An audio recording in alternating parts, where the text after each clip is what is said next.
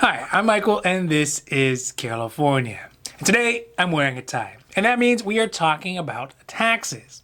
And as we get closer and closer to the new close of the tax season, that's May 17th, there are still many Americans across the country who have not yet received their tax returns from the IRS. This is despite around 85 million people who've already submitted their taxes, a majority right at the very beginning of the tax season, and 53 million tax refunds having already been paid out according to the IRS.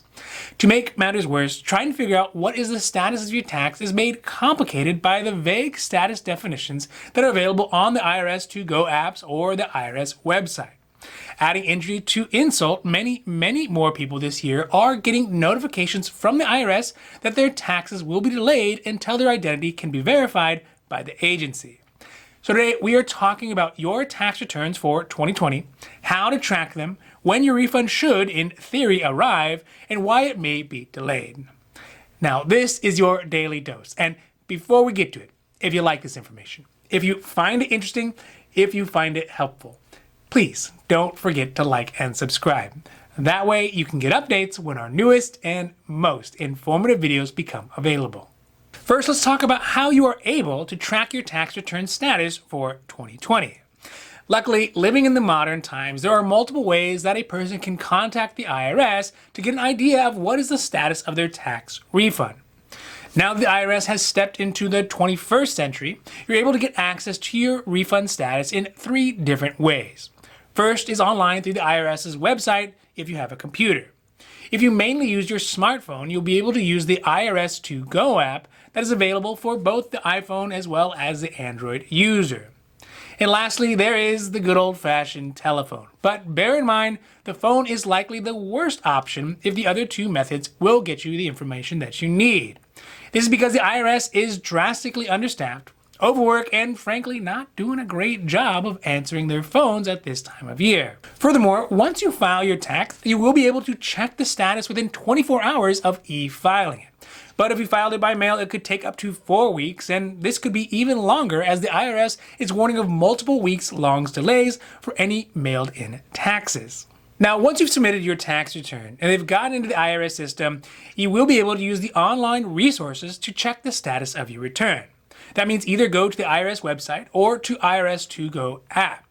As is typical with the IRS, the statuses you can get don't really give you much information, but they are enough to give you an idea of where your refund is at. There are 3 different standard statuses. There is return received, refund approved, and refund sent. Return received means that the IRS has your taxes and is working on processing them. Return approved means that the IRS has processed the return and confirmed the amount you should be getting, and sent means that your refund is on the way to you by direct deposit or on paper if you're old school that way. Just keep in mind, to get access to the info through the IRS app or website, you will need your personal information that also matches what is in the IRS system. So you need your social security number or ITIN number, your filing status, and the exact refund amount that you expect to get back. In general, the IRS is saying that you should expect your e-filed taxes within 21 days of filing, while mailed paper taxes could take as much as 4 to 5 weeks or even much longer. Last off today, we are going to talk about when your refund should arrive. Now, in this part of the video, I just want to highlight a quote directly taken from the IRS's Where's My Refund page. Quote, "Don't count on getting your refunds by a certain date to make major purchases or pay other financial obligations." Even though the IRS issued more than 9 out of 10 refunds to taxpayers in less than 21 days, it's possible your tax return may require more review and take longer. End quote. So with that preface, the IRS says that most people will get their refunds within 21 days of their taxes being processed by the IRS. But given the IRS has extended the tax filing deadline past April 15th out to May 17th, nominally to help tax filers, but as a practical matter, probably just to give themselves enough time to juggle the administration of getting stimulus checks sent out, as well as a hugely inflated number of people filing for taxes this year.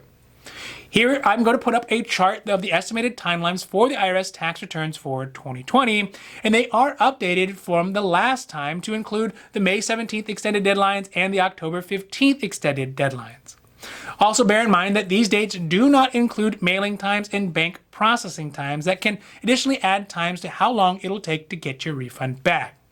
As one note from the IRS website says, it indicates that you should only call the IRS if your refund has been delayed for more than 21 days, if you e-filed, or if on the IRS website or the IRS To Go site says you need to contact the IRS. These could be situations where something is wrong with your tax returns and will need to be fixed before you can get your refund. Oh, and just kind of common sense, if your tax returns are delayed or there is an issue with them, don't file a second tax return. It'll only take things from bad to worse. So we're going to have to face the fact that the IRS, a not well-run entity even in the best of times, is under a lot more load this year than most of the years before and is still persistently understaffed and overworked. It is trying to deal with unprecedented surges in Americans filing taxes, many of them for the first time in a long time, which leads to errors and problems on tax returns on an escalated scale. Additionally, they are trying to get all the $1,400 stimulus checks sent out from the American Rescue Plan, which is taking mass amounts of their limited resources that they would normally use to do tax returns. But if you must contact the IRS, then just be ready to wait a heck of a long time and make sure you have all the info with you that is necessary, because nothing is worse than getting to the front of the line after a long wait, not having something you need and having to go back through the whole process once again. Now, this has been your Daily Dose, and I hope that you found it interesting or helpful or at least useful. And if you did, please don't forget to like and subscribe. That way you can get updates when our newest and most informative videos become available. So that's it for me, and for California, I'm Michael, wishing you a happy, healthy day.